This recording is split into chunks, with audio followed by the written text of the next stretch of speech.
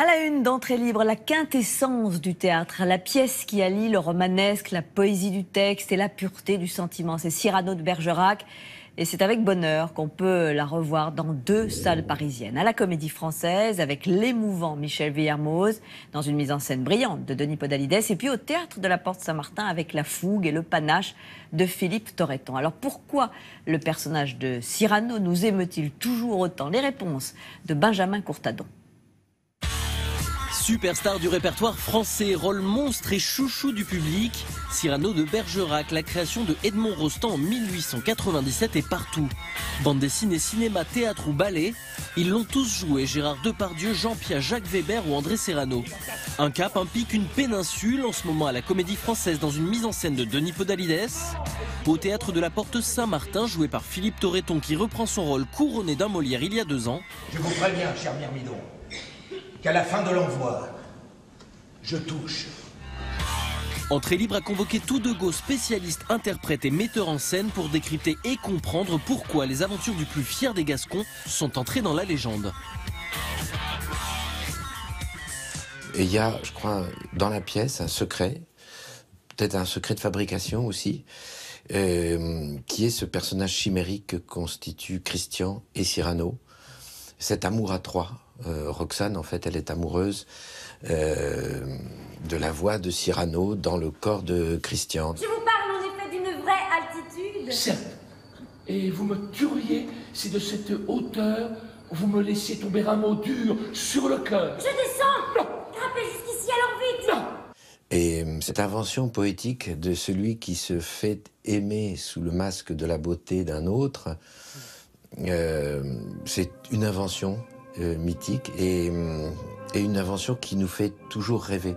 Et que dans toute situation amoureuse aussi, quelle que soit la beauté de la personne, on cherche un Cyrano qui nous soufflerait les paroles qui achèveraient de conquérir la belle. Inspiré d'un personnage réel, Savinien de Cyrano dit de Bergerac, romancier français fantasque du XVIIe siècle, Cyrano, le personnage, c'est avant tout des idéaux, que dis-je, du panache. Il est libre, c'est un homme libre, il se contrefiche des apparences, la sienne, celle de son vêtement. Enfin, c'est un personnage qui est à la fois très romantique, très contemporain, et je crois à qui beaucoup de gens ont envie de ressembler, quoi. Cyrano, pièce fleuve, rôle monstre avec ses 1600 vers requiert des acteurs qui savent tout faire. Déclamer, aimer, se battre. Quel est le plus gros défi pour un acteur? La parole à Jean Piat qui l'a interprété plus de 400 fois. Le voilà dans ce nez qu'il est près de son maître a détruit l'harmonie. Il en rougit le traître. On dit toujours la mémoire, le machin. Oui, la mémoire, bon, vous n'avez qu'à travailler, la mémoire se mettra en place. Mais le nez est un problème. C'est toujours la question où on le met qui penche, où on le met relevé, où on le met énorme.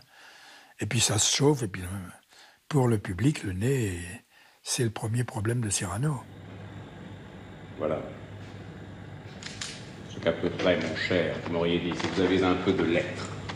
Le nez s'attira de véritables axes de rotation de la pièce, mais un nez aussi souple et riche qu'un bon vin. Cyrano de Bergerac, un texte à tiroir, la plasticité du mythe.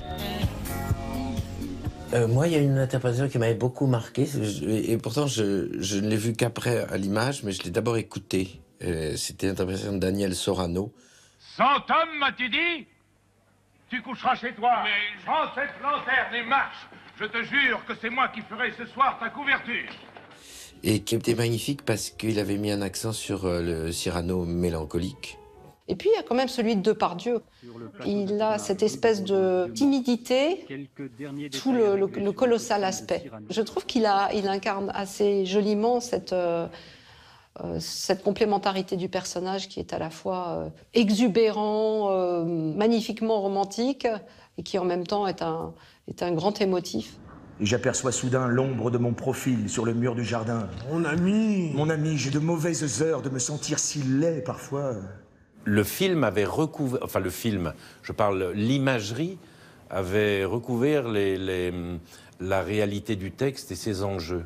Quand j'ai découvert finalement cette histoire tout à fait faustienne, puisque Rostand, on le sait, a écrit la pièce à 29 ans, après avoir traduit le Faust de Goethe. Et donc j'ai abordé Cyrano comme ce pacte faustien qui emmène les deux protagonistes masculins principaux à la mort. Pour moi, c'est un grand blues, cette pièce. Avant d'être une Marseillaise version théâtre, c'est un blues, c'est un parcours d'échecs.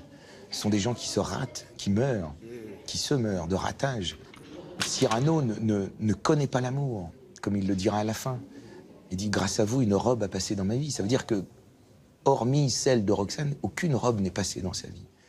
Mon cœur ne vous quitta jamais une seconde. Et je suis et serai jusque dans l'autre monde celui qui vous aima sans mesure.